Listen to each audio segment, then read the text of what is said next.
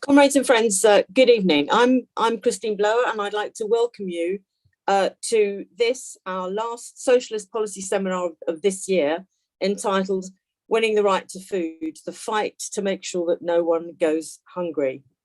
This is part of a series of events that we in the Socialist Campaign Group have been organising with the Labour Assembly Against Austerity and with Momentum to look at the socialist solutions that we need to this deep crisis affecting all of our communities. We've had tens of thousands of people tuning in over recent months, both live and on social media afterwards when we send out the videos. And we will be announcing some more in the new year. But in the meantime, you can catch up with them on social media. And of course, you can, over Christmas, when you'll have loads of time, listen to this particular one on a podcast. So tonight, we're addressing one of the deepest crises in our country, widespread hunger. In the sixth largest economy on earth, not a single person, adult or child, should be going hungry. Not a single person should need to be fed by charity, however well-intentioned. But sadly, millions of people are going hungry. Over 11 million people are now in food security. And our country has more food banks than branches of McDonald's. We know that this is a result of political choices, and there's a growing movement against this, led by some of the people that you're going to hear from this evening. A movement demanding that food is treated like education and healthcare as a basic human right.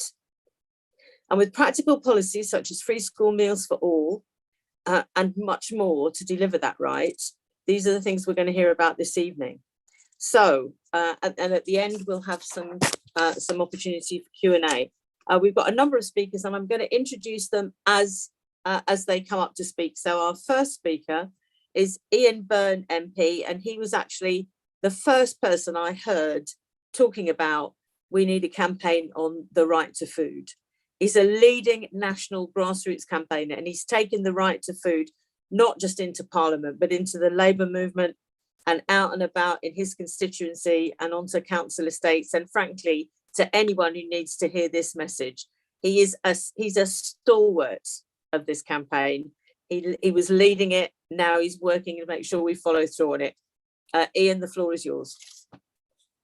Thanks, Chris, for them kind words, and always lovely to be on a Zoom with you. Greetings of solidarity, and thanks to those who made tonight's event on winning the right to food possible, and to everyone for attending the event, and thank you to all the other speakers and for the excellent work you're all doing. I'm a member of Parliament for Liverpool West Derby. I was elected in 2019. I'm also an extremely proud member of the Socialist Campaign Group. So working with fan support and food banks in 2015, we started a grassroots campaign that's grown nationally. And in 2019, I had the opportunity to bring that right to food campaign to Parliament. And I think we need to put it into context of where we are now. We have the biggest economic and social crisis in living memory. The rise of 16.4% in the price of food in the last year is the highest since 1977, alongside the sharpest fall in real wages since 1977. It's an absolute catastrophe. So many in our communities have nothing left to cushion this economic tsunami and getting inundated by text requests from people with nothing, absolutely nothing in their cupboards now, at this very moment. It's heartbreaking and terrifying how utterly broken the system is for millions and millions of people across our country. 40 years of Thatcherite-inspired economic consensus and the privatisation of essential utilities, coupled with 12 years of brutal austerity, the government robbing communities of essential services, has left cities like Liverpool and many others across the UK absolutely defenceless in protection of its residents. It's a terrifying time, and people are desperate for solutions that they are not seeing from Westminster. 1 in 3 in my great city of Liverpool are in food poverty at this very moment. 1 in 6 in my constituency of West Derby are missing meals and going without food. And 2 in 3 of my constituents are cutting back on hot water, heating, or electricity. The situation really is getting worse by the hour, yet the government is nowhere to be seen. The fear currently being felt across this nation is palpable. Every night, millions are worried if they'll freeze or starve in their own homes. We have workers in almost every industry taking strike action as a last resort because work doesn't pay, regardless what Theresa Coff said to me 2 weeks ago on the EFRA Select Committee. and it doesn't meet rising costs like food. In West Derby, there are nurses, educators, firefighters, postal workers, rail staff, and civil servants all using food banks regularly. What have we become? This is one of the most grave and frightening crises seen in our lifetimes, yet my constituents tell me they feel abandoned and ignored by the government whose job surely it is to protect them. Food insecurity levels have doubled since the start of 2022, which is terrifying when you consider that we started this campaign in 2015, affecting an estimated 10 million adults and 4 million children in September alone. If a government cannot ensure everyone has enough to eat and guarantee their right to food, then it is the government that is fundamentally broken. Food poverty leads to health and life expectancy inequality, malnutrition. Poverty destroys the life chances of future generations in our poorest communities. It affects children's educational attainment and life chances. Less measurable, but no less important, is the effect on individual human dignity and social cohesion over time in our polarised nation of food banks next to investment banks. How can we accept that we have more food banks than McDonald's? When do we collectively accept that the system is fundamentally broken and the government is failing the people is elected to serve? It is a disgrace that my constituents face this appalling and grave situation, yet at the same time, we read reports that global food companies have paid out 15 billion in profits to their shareholders, and we know supermarkets aren't doing too badly either.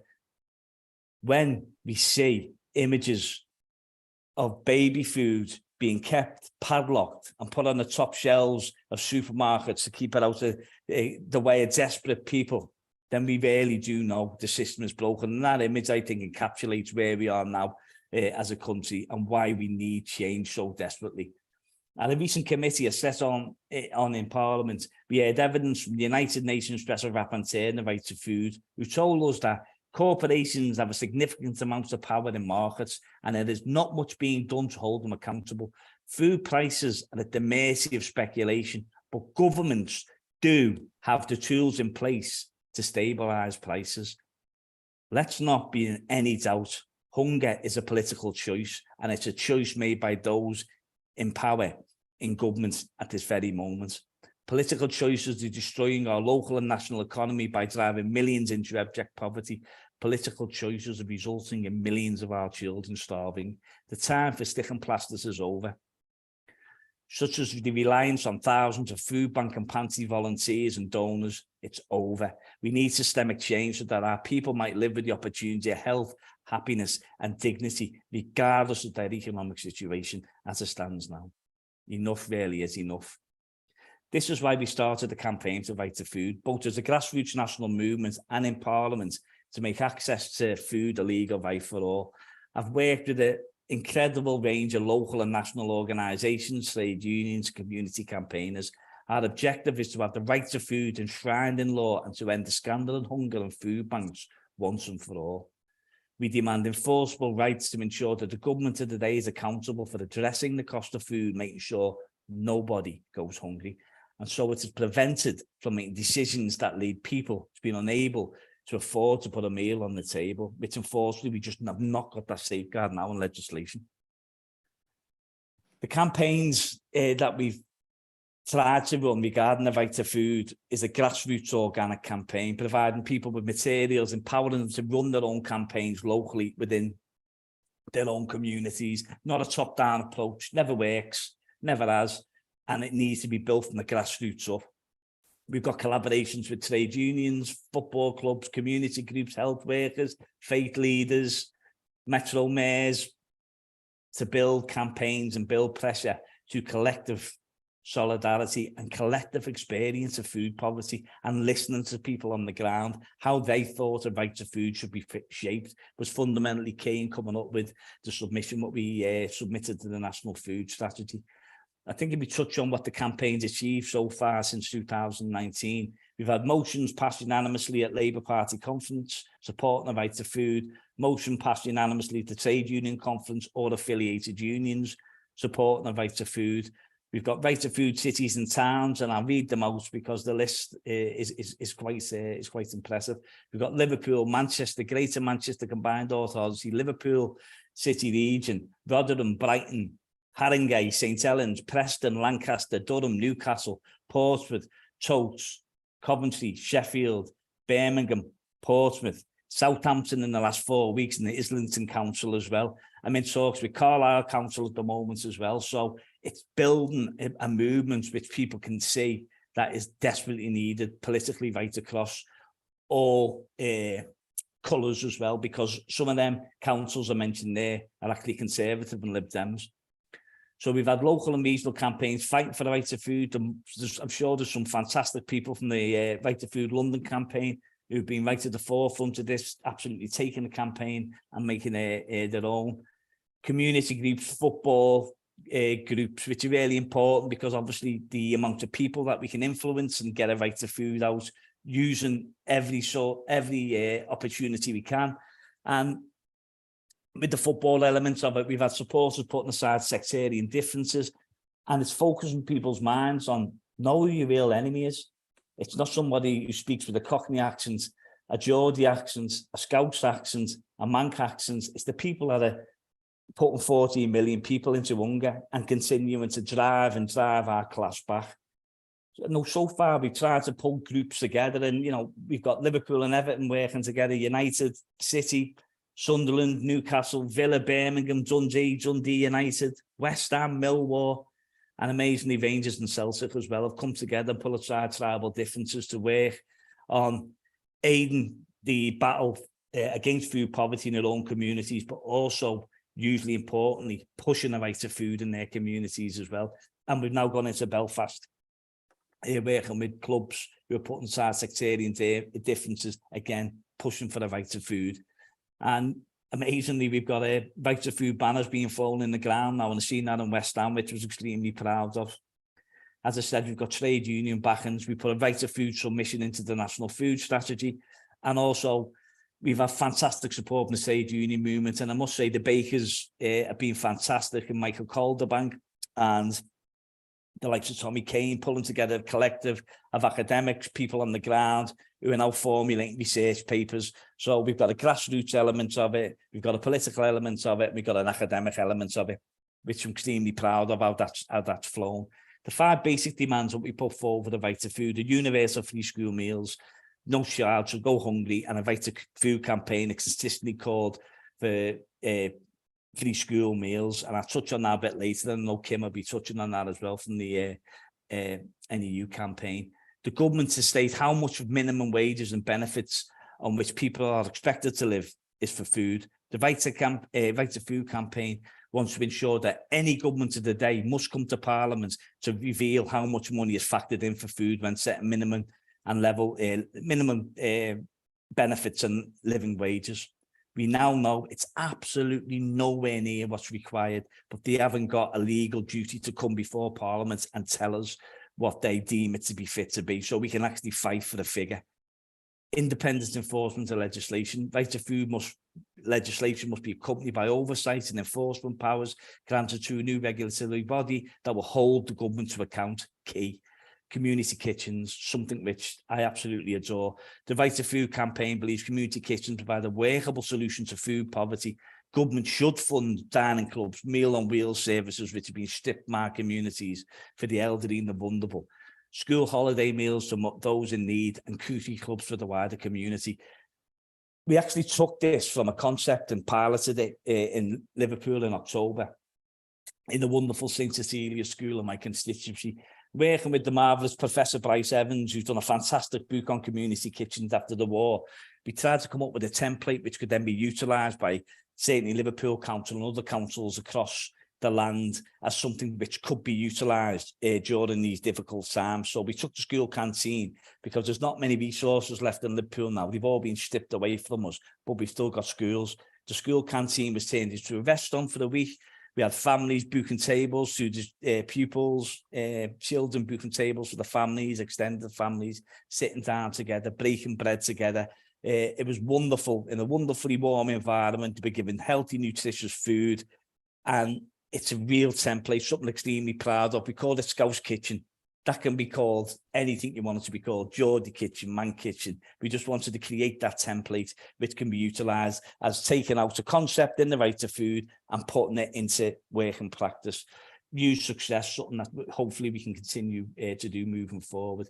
Also ensuring food security is one of the key elements of it, right to food, what we've submitted, which is about taking into account competition, planning, transport, local governments and policies when formulating from a council perspective and a local government perspective, because we need to eradicate food deserts and not empower them. I just want to touch on the universal free school meals from the elements of what we've had over the last 8 weeks in EFRA select committees. So we've had the food foundations attend the EFRA select committee and say food insecurity is more common among households with children. Child poverty is not improved for decades, as 1 in 3 children live below the poverty line. And I think in recognition of what the campaign, we've worked with the fantastic Ian Sinner from Alder Hay, who's at the forefront of fighting the effects of poverty from a medical perspective. He got 1,250 healthcare professionals to sign a statement backing a right to food and calling on universal free school meals. And I think when we've submitted the right to food submission to the National Food Strategy, you know, within it, we wrote that every child in compulsory education, as soon as they enter compulsory education, so they leave compulsory education, must be provided with a nutritious free school breakfast and lunch. It gives everybody the opportunity. I'm sure if you go to Eton, that you get a breakfast and you get a free and you get a school meal, and I'm sure you get a tea and another 3 or 4 breaks in between. So they certainly wouldn't be falling asleep to the desk going hungry and eating, but they are in our schools. So when we took the Right to Food campaign, and I spoke to Conservative MPs across the board, because they have done, and ministers, I said, you know, we cannot afford to do this. They say, how can we not afford to? But it's an investment. It's key. This is an investment in our children's futures, and that's how it should be framed. It's also a huge opportunity for investment in your local community, to community wealth building. You know, we could formulate universal free school meals to be an absolutely massive part of the economic offering that a community can make as well. And from the EFRA select committees, we had Henry Dimbleby, who was in charge of the National Food Strategy. Unfortunately, that was kicked into the long grass. Now a massive supporter of universal free school meals, and the United Nations Special Rapporteur on the right to food, who we got to the EFRA Select Committee 4 weeks ago now, I think. He's a massive fan of universal free school meals as a key element in fighting food poverty. So I think to have people like that now actually backing it along with everybody else is absolutely key. Except that a parent has to have as a compulsory requirement that all children have to go to school, but then that should be levelled against the state to ensure that every child actually has that opportunity there to be fed and watered during the day as well. It's absolutely fundamentally key. It's a fundamental part of the Right to Food campaign. I think next steps, certainly from our perspective, is, you know, get the Right to Food campaign toolkit, take it into your community, start a campaign in your area. You can go onto your website to download the campaign toolkit, work with trade unions, work with your local Right to Food campaigns if you've got one up and running already. We've also got the Enough is Enough campaign, which has got the Right to Food enshrined in one of its 5 asks. We've got Uniting the Workers community that have signed up to Right to Food. And I think that's what we need to do, is build this collective voice which becomes so loud, no politician of any party can ignore it anymore. And that's what the Right to Food campaign should be. In the coming months, we'd be looking to build hunger marches in every town and city, declaring themselves supporters of a right to food and demanding a right to food. And I think people in our communities are starving, and we need political leadership that guarantees and realises everybody's right to food. Beveridge will be spinning in his grave now at the lack of political will and leadership on this issue at the moment in Parliament. We must remember the reliance on charity alone was considered sufficient guarantee for basic human needs in the UK. Previous generations would not have legislated for universal state schooling and the National Health Service. The current horrific situation, which I've just outlined, demonstrates that we need the same vision and ambition when it comes to food security, and it cannot wait a moment longer. Thank you all for listening. Solidarity, and let's get a right to food. That's brilliant. Thank you so much, Ian. I'm just going to say to everybody listening and watching that if you have any questions, can you put them in the chat, please? So we'll take those at the end. That was a fantastic presentation, Ian, and I'm sure it'll be followed by an equally forceful one from our next speaker, Kim Johnson MP, who is specifically campaigning on universal free school meals, and I know she's doing tremendous work with the National Education Union. Kim, the floor is yours. Thank you so much, Christine, and it's a real pleasure to be on this call tonight. My name's Kim Johnson. I'm the Labour MP for Liverpool Riverside, and I often refer to us as the Socialist Republic of Liverpool. And I, like Ian, was elected in 2019, and I have been a member of the SEG since I was elected 3 years ago. But, you know, it's really great to be on this rally tonight because I think it's really timely and really important. But I'm not the only one who's pushing for universal free school meals. You know, Ian's just spoken about it. Charitable organisations, cross-party politicians are also making the same demand. And it is important that we build a mass movement around food insecurity, child poverty and free school meals, because at this point, even our front bench aren't on board, let alone the government. You know, I grew up in the 1970s. I was a teenager in the 1970s when we had very high unemployment, when Maggie Thatcher, the milk snatcher, started her neoliberal policies and wanted a managed decline of our great city of Liverpool. But from my point of view, it's never been as bad as it is now. You know, we never had kids going hungry or public sector workers reliant on food banks. You know, I was at a PCS rally, picket line this morning, outside a job centre in my constituency, and I was told by members of staff that they have food banks for their staff. These are civil servants, low-paid civil servants in the 5th richest economy in the world. You know, and what we've seen over the last couple of years during the pandemic was an exponential rise in the number of billionaires. You know, but while we had more workers, more reliant on food banks. But comrades, you know, we should be having an election in the next 2 years, if not sooner. And we need to be pushing for universal free school meals to include it in our manifesto and making the arguments that these policies are common sense, that other countries are far ahead than us. And that if, you know, that this government and the Labour Party are serious about levelling up and reversing the inequalities that have exploded in the last 12 years, then the roots of the Thatcherite neoliberal policies of the 1980s need to be overturned. And we know in this country, our economy has stagnated. You know, we've got a low growth economy and we've had it for the past 12 years. And we know that everything has gone up except incomes, you know, and according to the ABR and even the Chancellor, we're now in a recession. And instead of real living wage and social security that support people out of poverty, we're in a crisis. You know, we're on a cliff edge at this moment, you know, of insecure work and poverty pay and a welfare system that drives people into destitution. You know, we hear time and time again from this government that work is the route out of poverty. And we know that just total nonsense. You know, and make no bones about it, we are facing a massive humanitarian crisis, a poverty crisis, you know, and we have seen, you know, skyrocketing rents and energy bills eating into people's pay packets. You know, people, you know, have limited disposable income at the moment and they are far more squeezed. And the record rises in food prices is pushing millions of people into food insecurity. And this is going to have a massive impact also on our schools, who only receive £2.47 to provide meals for children in schools, and that's only risen in the last 12 years by 7 pence. You know, it's immoral.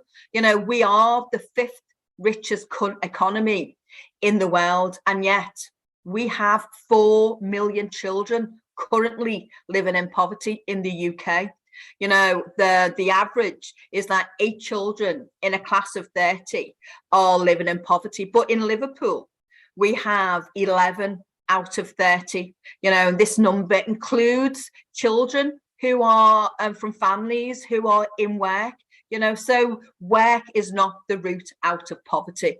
You know, there's been lots of analysis over the years, and the impact analysis of last year's holiday activities and food programs show that only reached 29% of all children eligible for free school meals, because sadly, the threshold for children accessing free school meals is 7,400.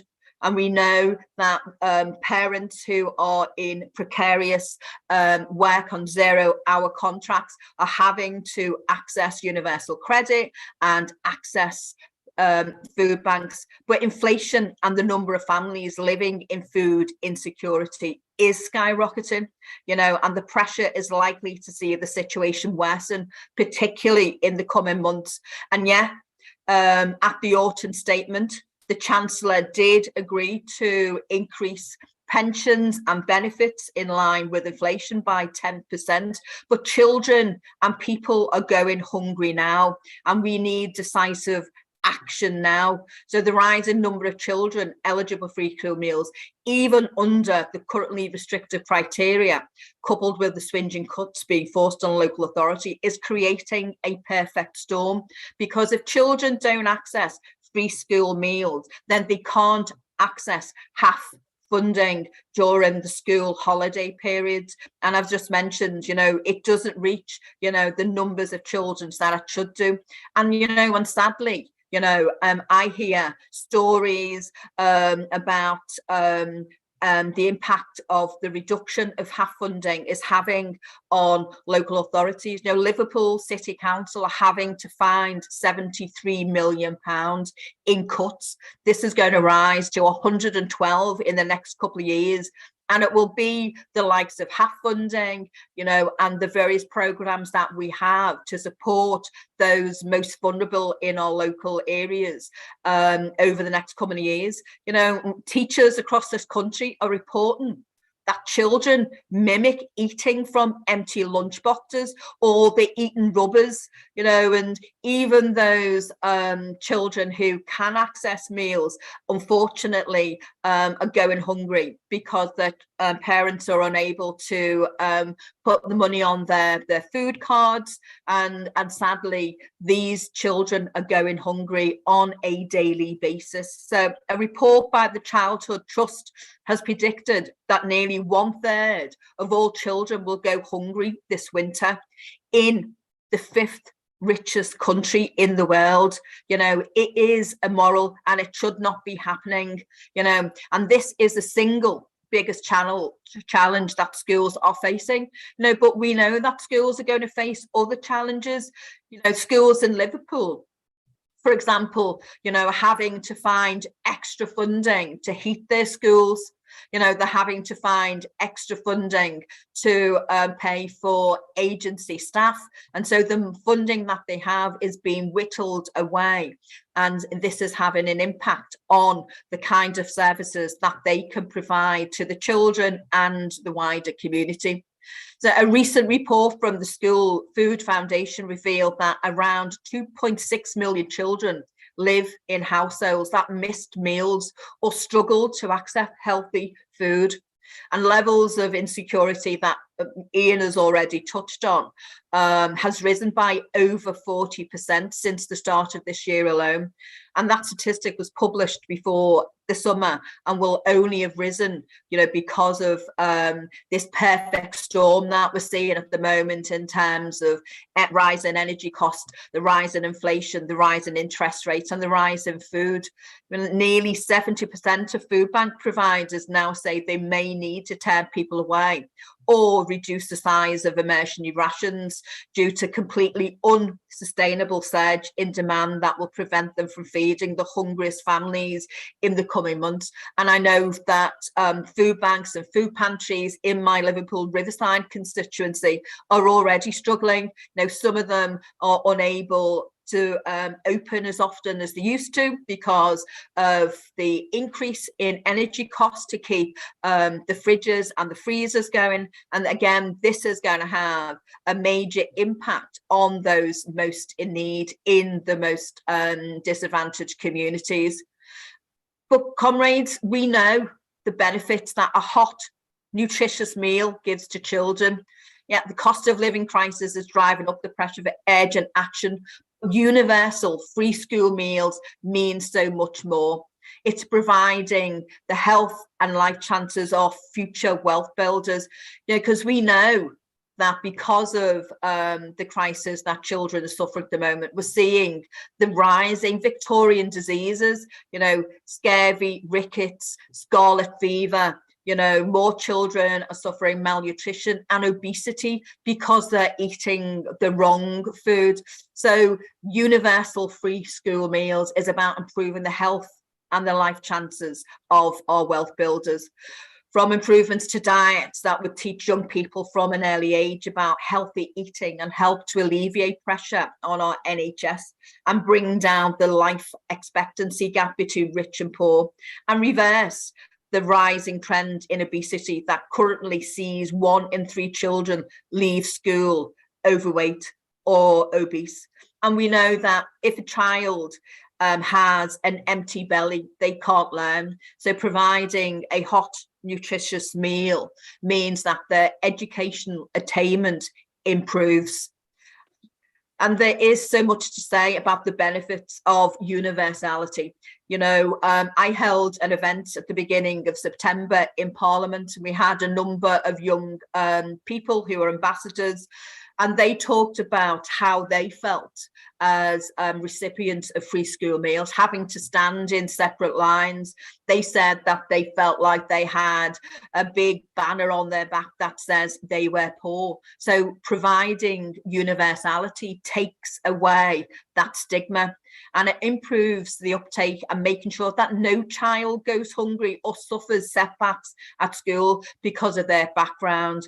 And there is a lot of data and research that shows that universality provides benefit that leaps and bounds beyond any means tested programs, both in terms of health and education.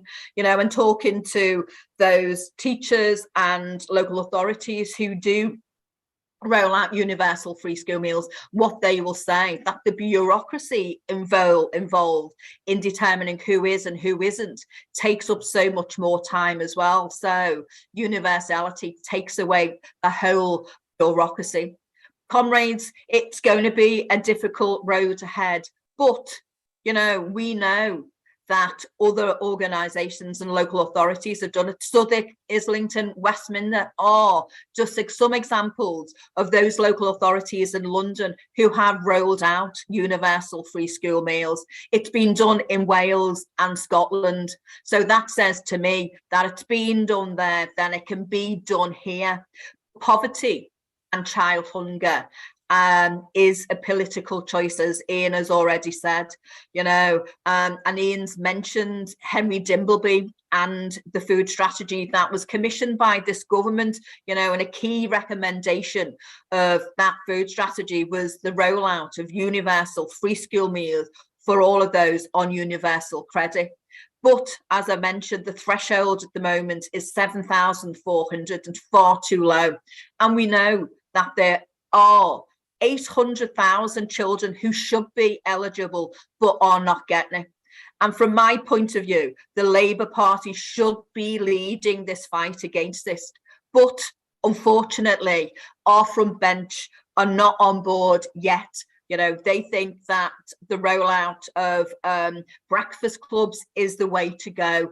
But I'm having meetings with, and have had meetings with, Bridget Phillipson, who is our shadow education secretary, and we need to be applying pressure on our front bench, because each and every one of us on this call today needs to join the fight to make sure that our leadership and the MPs elected to represent it take up the fight to make sure that no child goes hungry and no child is left behind. And the impact of not doing so will be, you know, a burden on our NHS in the future. As I said, you know, we're seeing some of those Victorian diseases, obesity and diabetes is on the rise for a lot of our children. So what can you do? You know, you can support Sarah Sultana's 10-minute rule bill that's coming back to Parliament in January, but also to support the NUU No Child Left Behind campaign. But it's also about contacting your local MP, you know, and telling them that they need to get behind this campaign, because comrades, together we can all make a significant change. So solidarity and support to everybody on this call, and let's make change happen, and let's make sure that no child goes hungry. Thank you, comrades. Thanks very much, Kim. I think one of the important points, though, is the fact that it is actually a political choice. I go back to the fact that when I talk to Finnish teachers, contemporary Finnish teachers, they say when Finland came out of the Second World War, its economy was at breaking point. And yet one of the decisions that it made was that Finland would feed all of its children every day.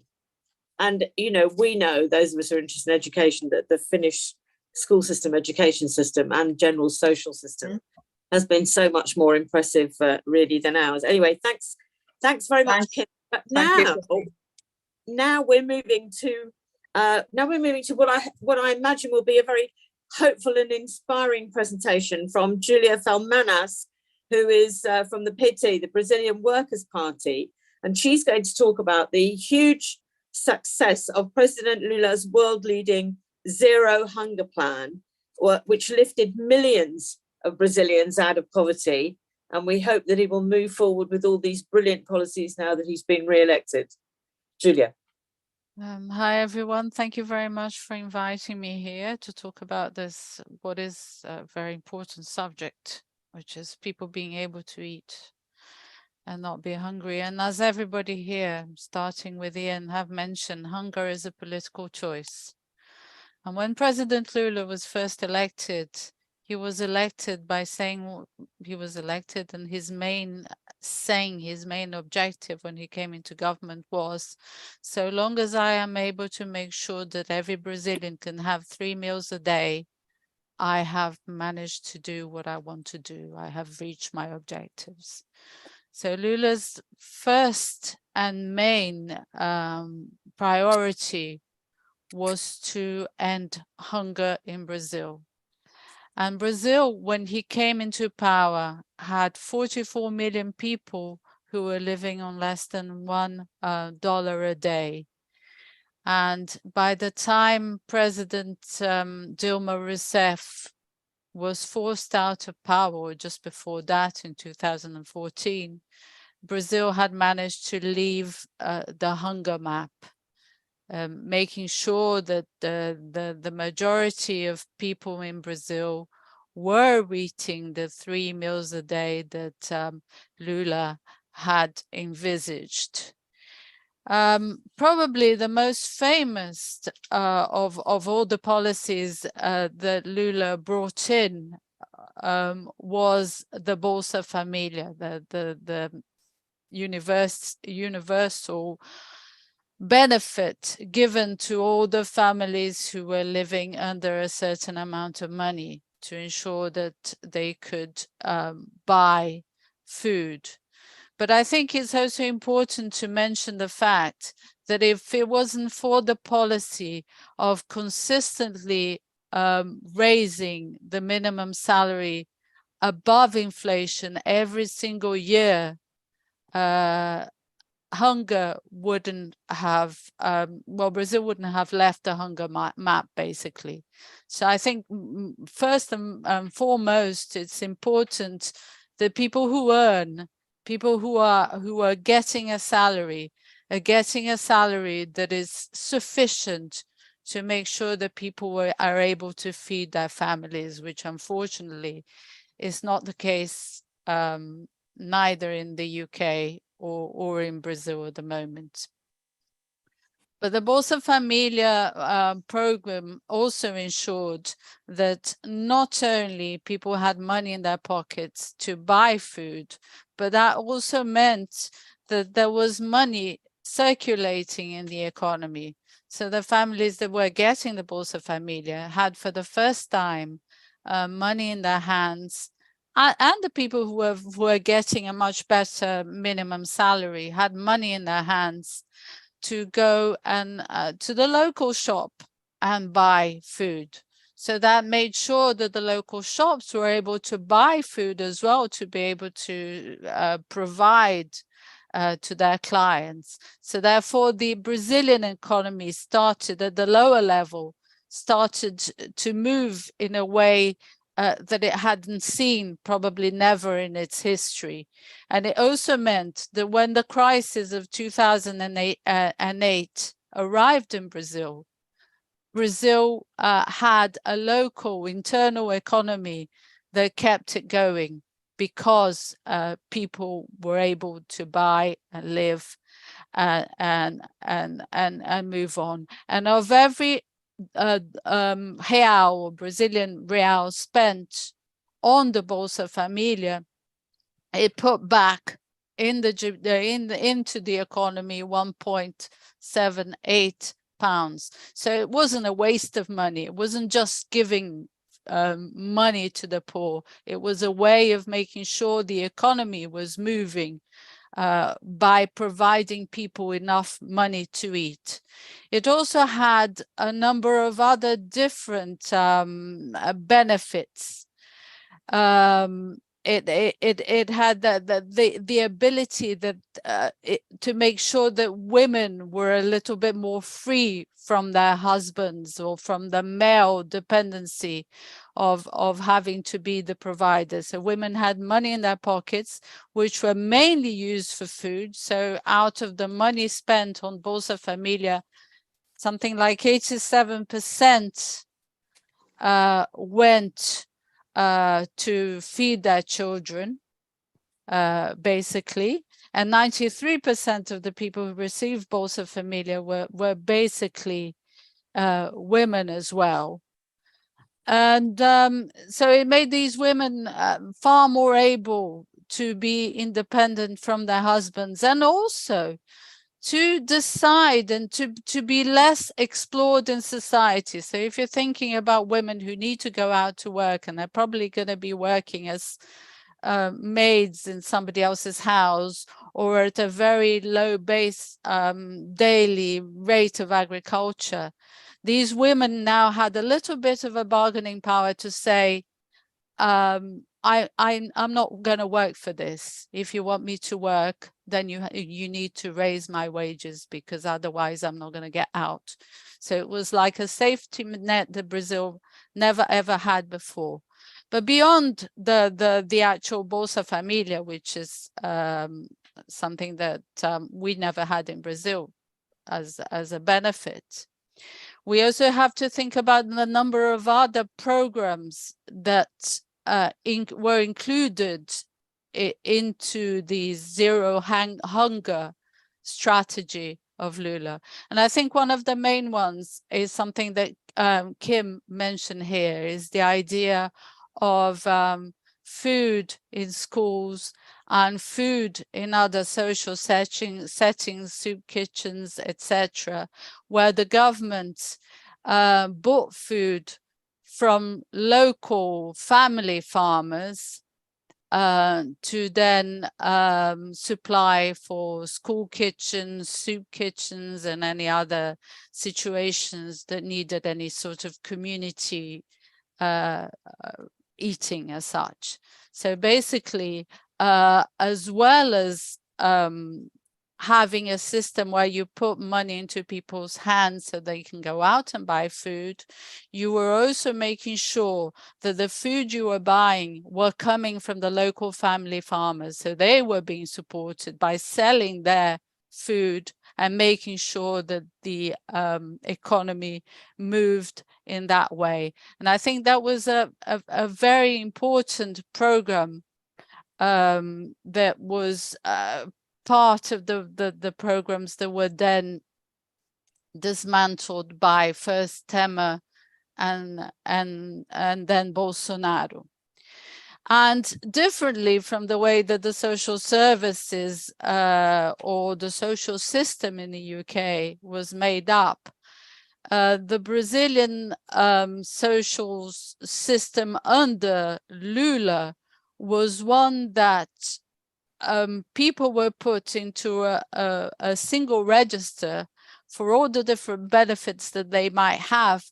But the idea was that that the government would look for people who should be receiving benefits, and not what actually happens in the UK and probably happens in Brazil right now, which is to try and get rid of people, make it as difficult as possible to people to receive support. So the idea and the priority was to make sure that Brazil found the people who were hungry. So therefore they went actually looking for these people to make sure that they were included into the systems and not make people go hungry. It did have also another couple of links which had to do with health and education. So for the families to be able to receive a benefit, they had to make sure that their children were attending school. So they needed to have an attendance of over 85% to be able to be following. And that made sure that a new generation was actually going to school. And the second conditionality was one related to health. So mothers had to take their children for vaccination and ensure they followed the first stages, I think up to 6 years of age, that I might be wrong on that, and make sure that they received antenatal care and postnatal care after they gave birth. So these were the conditionalities for you to be able to be in that system. And that, unfortunately for us, I think it only led to one generation of Brazilians who were born without the threat of going hungry and without the threat of malnutrition. And we know that when children are malnourished, they're not able to learn as well as when they're well fed. So it's very important for the future of any country to make sure that children are eating well. So unfortunately, although this was a policy that happened when we had the coup against Dilma Rousseff, and we had her vice president coming in with a neoliberal revolution against what had been done. One of the things that they did is introduce to the Brazilian constitution an amendment which put a ceiling onto the expenditure of social services, which meant that Brazil could no longer spend as much as they were spending on things like all the social policies, especially the ones around Bolsa Família. Bolsa Família actually carried on for a bit without increasing to the level of inflation, but it carried on. But it was more the subsidiary policies that basically almost disappeared. And then through Temer and through Bolsonaro, it meant that now Brazil has a population of 33 million people going hungry in the country again. But Lula being elected, and even before his election, in this moment of transition, his main priority was to make sure that there will be money to carry on with these programs that he put into place during his government. So he's been spending his time negotiating with Parliament at the moment to make sure that we now have an inflation, that we have a benefit above inflation and that it's related to the number of children each family has. And he's now negotiating that there is enough money to through Parliament for that, because unfortunately Bolsonaro in the past few months, although he's increased the value of the benefits to make sure that he was elected, he set a date of December 23 for that. So therefore left no money for the next year to go into those policies. So that's being negotiated at the moment. And we just heard that with the help of the Supreme Court, we're gonna have the benefits for hunger outside the ceiling that was set up during the Temer government. So there is hope. And once again, I want to say that dealing with hunger is a political choice, and Lula's making his priority hunger number one again as well. Now he has a greater number of priority, education being one of them, but he wants to make sure that Brazilian people were able to eat like they were during his first government. Thank you, Julia. Thank you very much. And it's always good to hear from somewhere that's actually doing the right thing, isn't it? Thank you very much. If you've got any questions, make sure that you're putting them in. I did notice that someone was asking for it to be repeated where you get the Right to Food toolkit. So if we haven't got that in the chat, can someone perhaps put that in? Now we come to our last presentation. This is a joint presentation from Hilary Schan from Momentum and Carl Walker from Worthing Council, and they're going to talk about local campaigning on the right to food, and in particular drawing on their research into hunger trauma. So Hilary and Carl, the floor is yours. Thanks, Christine. Thanks everybody, all the other speakers and everyone who's joining. I'm Hilary, I'm the co-chair of Momentum, and we're really proud to be co-hosting this seminar tonight. So Carl and I are going to talk about a piece of research that we've been doing here in Worthing, and how we've been campaigning for the right to food locally, and how those of us that are involved in right to food projects can ensure that we are supporting our communities in the most dignified way possible. So I'm going to hand over to Carl to introduce himself and to start. Yeah, thanks. My name's Carl Walker. I'm the Deputy Leader of Worthing Council, and with Hilary and some local people, we set up a community volunteer-run non-referral food bank called the Worthing Food Foundation, and I'm also an academic, and I work in community mental health. So the work that what I'm going to talk about is why I'm going to give two reasons why I think right to food is so important and links up with some of the stuff that I've been involved in. The first one is I think most people who are probably tuning in tonight, I imagine, understand that food banks are not the answer to food insecurity and food poverty. We run a food bank. We've done it for 2 years. We support 700 people a week. However, it's a fraction of the people who live in food insecurity in our town, which is 12,000 people. It's just not an effective way of doing it, and it's politically problematic because it's, in essence, it's stepping into where the welfare state should be, and that's why a right to food campaign is so fundamentally important. But the second reason I want to talk about is something that's often not recognised around the issue of food and food insecurity and hunger, and that is that we're actually not only seeing a crisis of hunger, but we're also seeing a mental health crisis that's associated with it. I did a piece of research with Hilary and a couple of others based at my day job at University of Brighton, and we just produced a report, and the report's on hunger trauma. In essence, we interviewed a number of people using food banks around the South Coast, and they talked about their experiences of using food banks, and actually quite rarely did they actually speak about hunger. That's not to say they weren't experiencing hunger, they were, and as this previous speakers have outlined, it's a devastating thing to be hungry, to skip meals, to watch your children have to skip meals.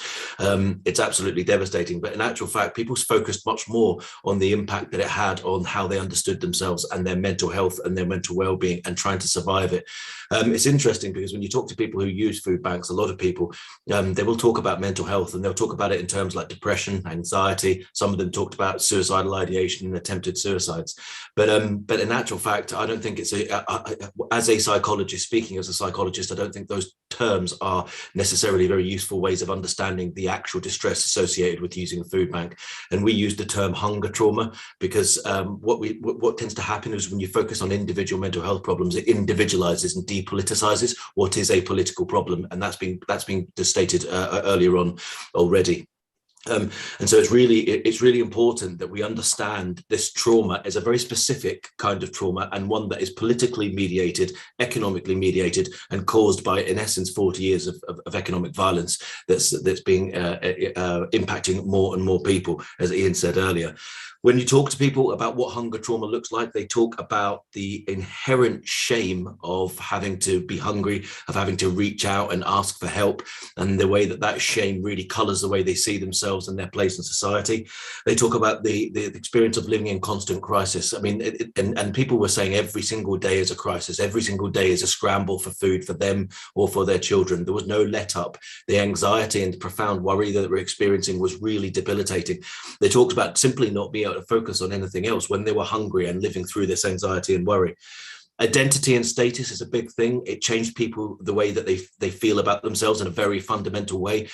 People said they moved away from seeing themselves as an autonomous person who contributes to society to somebody who's a passive claimant. And after 10, 12 years of austerity and all the discourses around strivers and skivers and the demonization of poverty and those who live in poverty, it has an impact on people and how they actually see themselves.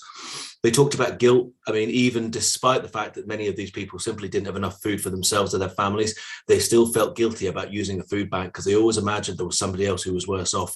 And one of the most difficult parts of this was the guilt that people felt about not being able to be a fit parent, that they felt that they were letting their children down. To sit there and to listen to their children cry at night because they were hungry is a profoundly debilitating thing to have to go through. And of course, there was a physical element of hunger as well. And the reason I want to move away from terms like depression and anxiety is because this is a trauma. It's a very broad trauma. It's about identity. It's about mental health. It's about your place in society, but it's caused by political decisions and it's caused by economic decisions. And so a trauma is a more useful framing. But in terms of the impact of this, and this is really important, that my kind of take home message before I leave and hand you over to Hilary, is the fact that yes, we have a crisis of food poverty in this country and it is growing at an exponential rate, but actually we have an associated crisis of mental health. There's a real mental health crisis happening all around the country, but specifically with regards to the growing number of people who cannot feed their families as a result of this trauma. And as Ian mentioned, you've got 10 million adults and 4 million children currently experiencing this in this situation. The impact that that's having on people's well-being and their mental and psychological well-being is absolutely profound, and it's a trauma that lasts through people's right the way through their lives. You don't leave it when you start getting food again. People talk about the long-term effects of this, and that's why for me right to food is absolutely fundamental. This is a political problem that can only be organized and addressed with political solutions where campaigns come together. I'll hand you over to Hilary now to take it from here. So the research that we did involved 18 food bank users from across Ada and Worthing, and they had experienced different types of food bank models. And so one of the things around really thinking about the mental health impacts of living in food insecurity is how we can actually help that in the short term by our interactions with those seeking food support. So one of the things about the food bank sector is that it's entirely unregulated. And so you can get a number of different food bank models. And we heard about those different models in the research. So for instance, there can be a model of queuing. People queue for food and then they go in and they're handed a particular package of food. There's other methods like that we use, which is a delivery model where we at the Worthing Food Foundation always deliver food direct to people's homes. And what we saw was that these interactions are all vital. Every single interaction that you have with somebody that's seeking food support can have a positive or negative impact on their mental well-being. So for instance, we heard a story of a woman who had got the sort of courage to seek food support, which is it can be a massive step to even get to that point of seeking support. And she had gone along to a food bank, and they said, basically choose what you want. So she picked up a packet of burgers, and the woman took it out of her hands and said, that's not for you, that's for families. And, the thing about these experiences is that, people that are running food banks, that are volunteering at food banks, of course, they are well-intentioned. They absolutely are. But because there's no centralized kind of training or guidance around the mental health impacts in those environments, that those little interactions can have a really, really negative impact on somebody's sense of status and their sort of sense of well-being and their contribution to society. Another thing is that food banks are often sort of conflated with religious spaces, often in churches. Our food bank is based in a church, and we heard from users that there was an element of kind of religious evangelism sometimes that came along with seeking food support, which obviously has its own problems for obvious reasons. And so what we've been doing at the Worthing Food Foundation, we operate what we call the Food First model. And this is based on the Housing First model, which is essentially that if you provide somebody with enough food to eat and you remove that trauma from their lives, it gives them the space to sort out other issues in their life, essentially. And that's what the Housing First model did, was that you house somebody first, and then they're able to tackle other issues in their lives. We've always operated a delivery model, and we heard in the research how that made a really big difference to people, because it helped it to feel a little bit more normal. Not that we want to normalise the experience, but for them in that situation, having bags, particularly during COVID, having bags of shopping dropped outside your door was not an unusual thing. And so still we heard of kids saying to their parents, oh, it's good that they come here, isn't it, mum, because, people probably just think we're getting shopping dropped off. And so it just really helped to alleviate some of that stigma and embarrassment and kind of shame element of it. And so we've been working on this, and what we're looking at as well is a dignity and food support charter, which lots of different groups are coming together and organising around, so that people that are providing food support to people can have this kind of charter and this guidance in terms of how to make those interactions as dignified as they possibly can be. And then locally as well, we're just working hard on trying to reduce the stigma around food support. As Carl said, we know we're feeding 700 or 800 people a week. We know that that's a tiny fraction of the people that are actually struggling to eat in the town. And so also part of the research was that we interviewed people, but we also asked them to take photographs of something that they felt represented their own experience of using a food bank. And we've taken those photographs and we've put up an exhibition on Worthing Seafront. We have a lovely old shelter that's on the seafront. And we've combined that with images that have quotes from the interviews, and the exhibition is called Used to the Hunger, which was actually taken direct from a quote from somebody that said, you just get used to the hunger. So we're raising funds through the exhibition as well, and locally we are organising to have a Right to Food South event on February the 4th here in Worthing as well. So please look out for, follow us both on Twitter, and the event details for that will be up shortly, and we welcome anybody to come along and contribute to that as well. So yeah, that's it from us. That's great. Thank you very much, Hilary and Carl. I think, the issue about this meeting is that actually this is a right. The right to food is a basic human right. And however, as Hilary said, however well-intentioned people are in food banks, charity is charity. And philanthropy is philanthropy. And it's about making rich people feel very good about what they're doing, generally speaking. So this is a socialist approach to this, which is actually about making sure that the right to food is a basic human right. So thank you very much. And if you want to look at that research, the details of that are available. Now, That concludes our speakers. They were all brilliant presentations. So thank you very much, just in case I failed to say thank you very much again at the end. They were really, really interesting. I've got a couple of questions, one specifically for Kim and one specifically for Ian. So I'm gonna go to Kim first. Now this is a longish question, Kim.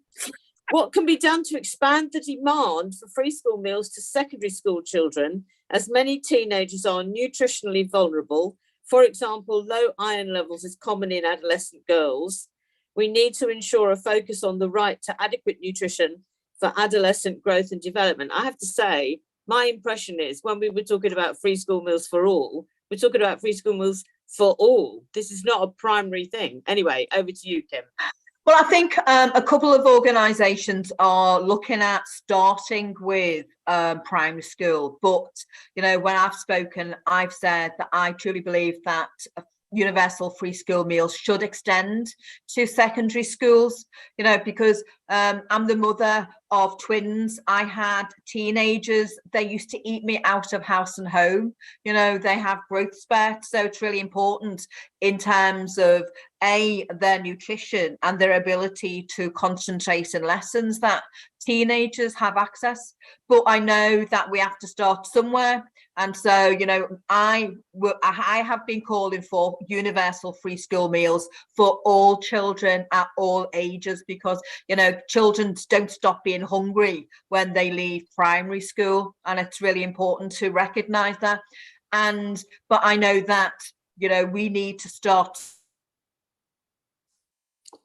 in infant schools, you know, and we need to start looking at secondary schools, definitely. Yeah, thanks very much, Kim. I think that's an absolutely and perfectly legitimate demand. And of course, when there was a Food Foundation event that I know you went to, Kim, in London recently, there were lots and lots of secondary school kids there who were talking exactly about the fact that they face the stigma because there isn't universality. No. And actually, you know, universal free school meals in secondary is a perfectly reasonable demand. So thanks very much. And just to qualify, sorry, Christine, sorry, Southwark, who have rolled out universal free school meals for primary age children, are now looking at finding and sourcing the resources to be able to do that for secondary as well, you know. Yeah, I think there must be other authorities that are looking at it. Certainly, I know of some others in London too. So thanks for the question, and thanks very much for the answer, Kim. So this is a question specifically for Ian. The question says, I believe we need to build a mass movement and organise coordinated hunger marches, in particular on Parliament. What do you think of a national right to food union along the lines of the National Union of Unemployed Workers of the 1920s and 30s, which organised the Jarrow hunger marches? So while you're just thinking about that, Ian, there's also someone who's interested to know how they can get Spurs involved in Fans for Food Banks, or whatever it was that you started in 2015. So if you've got a view about what might be done for Tottenham Hotspur, you can come up with that as well. So over to you. It's just on the Tottenham elements of it, yeah. Just tell them to get in touch if any Tottenham fans want to do. I know they do stuff on the grounds, but they haven't been involved in fan support and food banks direct. So yeah, always welcome. Just to touch on the universal free school meal elements as well. That's a fundamental right within the Right to Food campaign. It's from when you go into school, if you already get an element of free school meals, so when you leave school, it shouldn't be any different. And I've made that point to all the NGOs who we speak to. We've got to aim for the stars. It's, you know, I said that to Andy Dimbleby as well. He should have done that in the National Food Strategy, and he tried to temper it down and then implement anything in the end. We've got to have, exactly like you outlined in Finland, that's what we should be demanding as a society. Just on the question, it's a good question. And I think what we're looking at, as I touched on before, was building a network both in Westminster and also within communities to fan support and food banks, the Right to Food network. And, you know, slowly but surely we're getting there. Hilary and Carl are a testament to that as well. And Worthing, it's people coming together who've seen the campaign and doing stuff within their own communities. I do like the idea of a national I'll do it, you know, organisation, but unfortunately that always takes resource, money, and I'm also always wary of a top-down approach where it's not grassroots, then it suddenly becomes an organisation which sometimes doesn't listen to its membership. So I think what we're trying to do with the Right to Food, Transport and Food Banks National Network is grow that organically, and I think we're getting there as well, and hopefully we'll be looking to have hunger marches within towns and cities at a coordinated date, utilising the football network. We've got utilised the trade union network we've built up and utilised the community networks we've built up. And the only way we'll get the systemic change that we need, it won't come from Parliament. It'll come from outside Parliament, and people creating that much of a noise and that much of the demand of a systemic change. It's the only way we'll achieve this. We knew that when we set up Transport and Food Banks in 2015. This, you know, what we're doing, I think it was touched on before by Carl, is stick and plaster. You know, we fed, I think, 79,000 people this year in Liverpool alone. It's total stick and plaster. And we need a systemic change. The only way we get that is the right to food. And the only way we get that is creating a noise, such a noise, where politicians of any hue have got to listen to it. And we've got to demand that it's in every manifesto. And I think that's got to be the aim. I think the focal point of the campaign, in the next 2 years, we're going to have a general election. Well, it's got to be in the manifesto of every political party. And I think that's got to be what we've got to try and do and make sure it's implemented. Thanks very much, Ian. That's great. Okay, I've got a question coming up here for Julia. So, the question says, solidarity to you, Julia, from the Right to Food London, and what they want to know is, were the local food councils led by NGOs or local state-led, or were they genuinely grassroots? I think the food councils were they local? To be honest, I'm not an expert, so I don't know. But there was a mixture of people in the towns, and they were turned into municipal things, groups, and the municipalities were then dealing with the councils and making those decisions. And decisions were done also through the various social services centers that were set up related to the food, to the Bolsa Familia. But I can't answer this question. I don't know enough to be able to tell you this, to be truly honest. Okay, thanks very much. Thanks very much, Julia. We're going to move to Hilary and Carl, and we've got a question for you two, which is, have you looked at what the long-term cost of food poverty is in terms of its impact on education, employment, and long-term health and mental conditions? I mean, I think you went through some of that when you were making your presentation, but if you've got any more remarks you want to make on that, that would be great.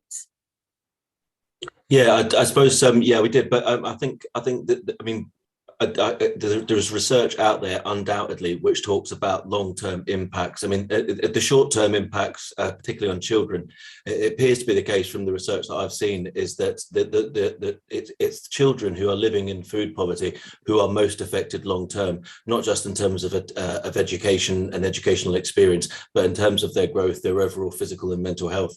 So there's definitely research out there which shows that this is the case. The research out there on the longer-term impacts in terms of physical health on adults is that it's less robust. There's less research out there. However, there's certainly research out there on the longer term mental health impacts of adults who are experiencing this kind of hunger trauma.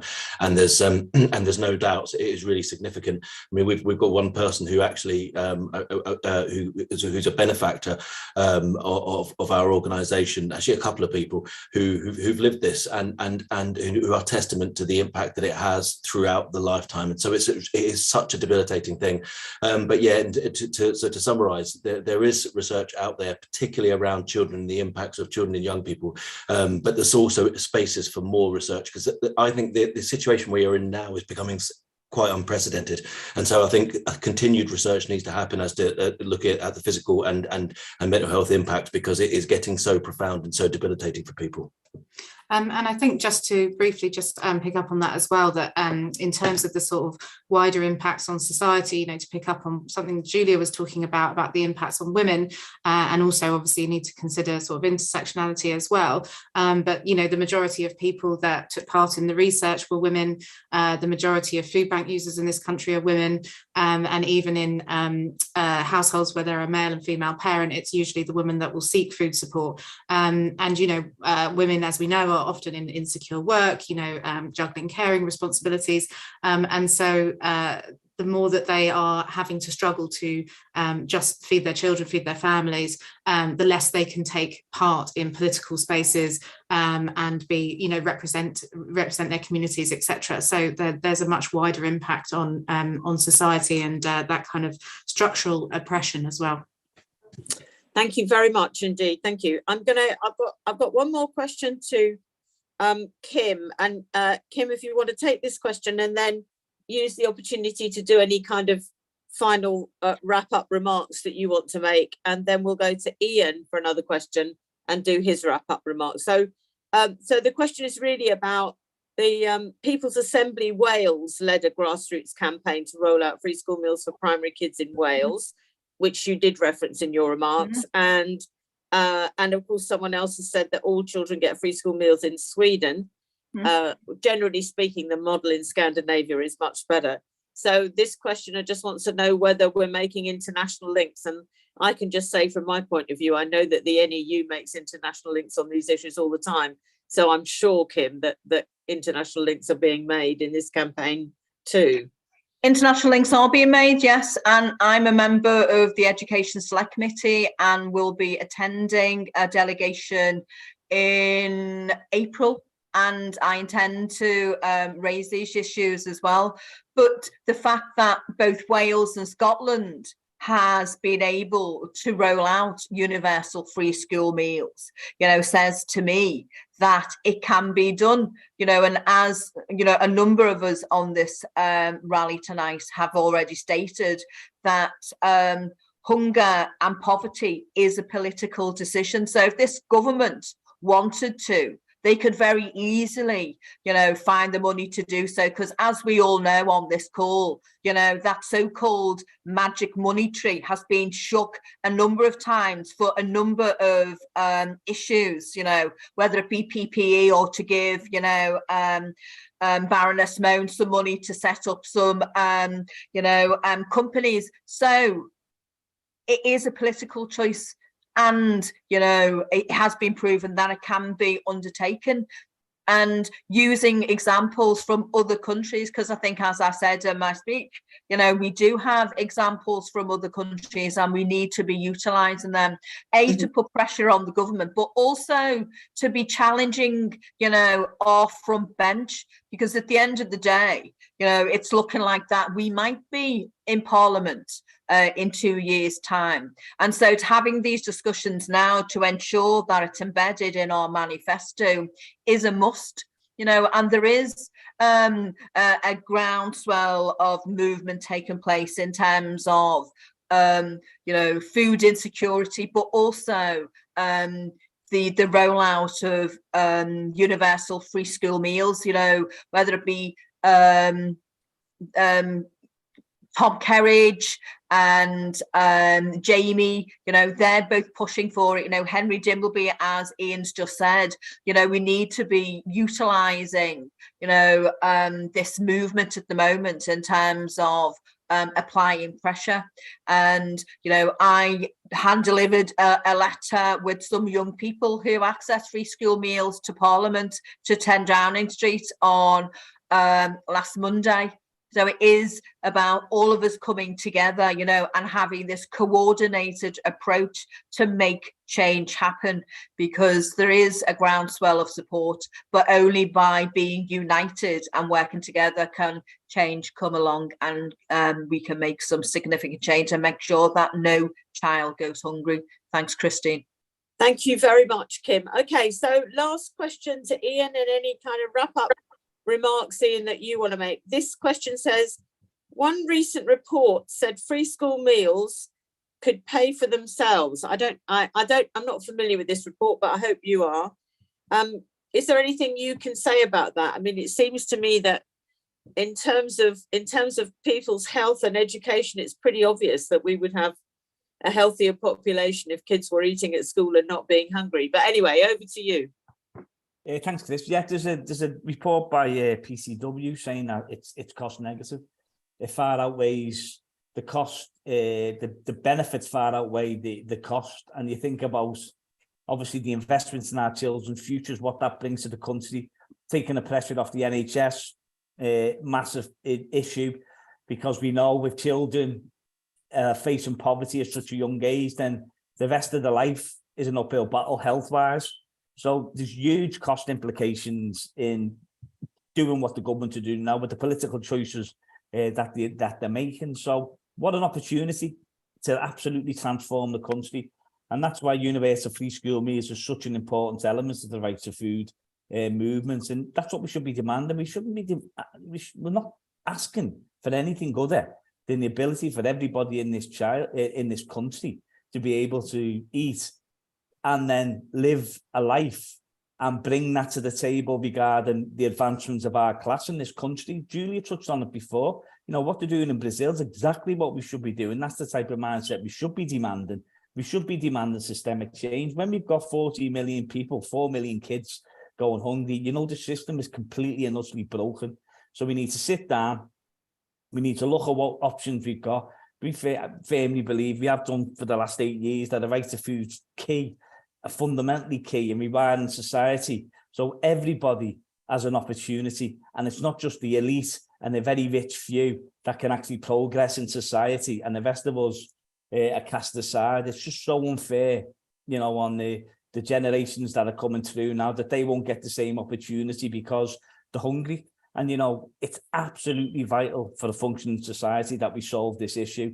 And that's why I'm so passionate about the right to food. That's why it's fundamentally, since 2019, since I got in Parliament, I've been looking at building that movement. So we've got that movement there now. And I think, as Kim said, it's about people coming together. It's about demanding change. And it's about looking at a system which, as I said, is fair and equal. That's the type of society I'm sure we all want to live in. That's the type of society we should be demanding. And as I said, I think politically, we've got to be demanding to all parties to include the right to food within the manifesto, with all the elements I've outlined, and let's rewire society, because at the moment, it's completely broken. And the next 4 months are going to be possibly the most brutal we've ever seen in 100 years. And that's the sort of thing that we're facing. So we need radical solutions, not thinking around the edges. And I firmly believe that a right to food should be a massive part of that rewiring of society. Ian, thank you very much. That's a brilliant note on which to finish. So thank you very much to all of our speakers. They were all brilliant presentations. Thank you very much for all of you who have joined. Maybe you could make sure that some of your friends and comrades listen to this on a podcast if they didn't get on this evening, and look out for more seminars from the Socialist Campaign Group in the new year. That's it for this evening. Thank you very much. Solidarity. Oh no, before I go, make sure that if you've got any chance to get to a picket line of any of our really wonderful trade unions who are taking action in the next week, please do. I'm sure that there was some stuff in the chat about where they will all be. We really need to stand together in the trade union movement to make sure that we really are winning for everyone. And you can download Strike Map. Fabulous. Thank you very much. Okay, so now that is the end of the meeting. Thank you very much for joining, everyone. Good night, comrades. Solidarity.